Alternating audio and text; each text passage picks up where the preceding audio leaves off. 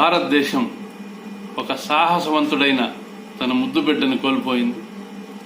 చిత్తూరు జిల్లా ఐరాల మండలం రెడ్డివారిపల్లె వాస్తవ్యుడు సిహెచ్ ప్రవీణ్ కుమార్ రెడ్డి జమ్మూ కాశ్మీర్లో సరిహద్దుల్లో ఆర్మీ సోల్జర్గా తన విధులు నిర్వర్తిస్తున్నారు.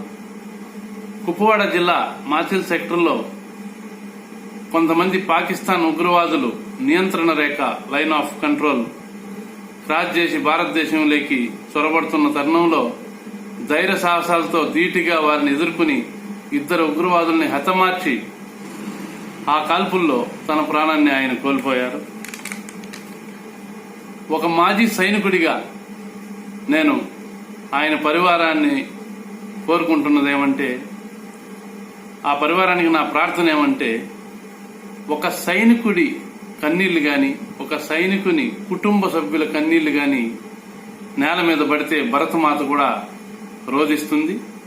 భరతమాత ఎప్పుడూ ఆనందంగా ఉండాలని భరతమాత రక్షణ కోసం తన ప్రాణాన్ని త్యాగం చేశారు మన ప్రవీణ్ కుమార్ రెడ్డి గారు.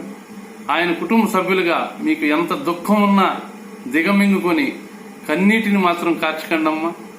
మీ కన్నీరు ఈ నేలపైన పడితే భరతమాత రోధిస్తుంది. భరతమాత రోధిస్తే ప్రవీణ్ కుమార్ గారు కూడా విలపిస్తారు.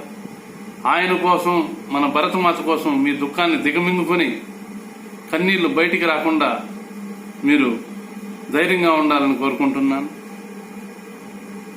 మన గౌరవనీయులు జగన్మోహన్ రెడ్డి గారు ఈ విషయం తెలిసిన వెంటనే స్పందించి 50 లక్షల రూపాయలు ఆ వీర జవాన్ కుటుంబ సభ్యులకు ఆర్థిక సాయం అందించినందుకు ఆయన కూడా కృతజ్ఞతలు తెలియజేస్తున్నాం. ఇక we retired soldiers convey our deepest sorrow and heartfelt condolences on the sad and untimely demise of our brave heart C.H. Praveen Kumar Reddy. We pray the God that his soul may rest in eternal peace and give enough courage to the bereaved family members to bear this irreparable loss. मेरे प्यारे भाई प्रवीण कुमार, आपने देश की रक्षा के लिए अपना जान की बलिदान दी.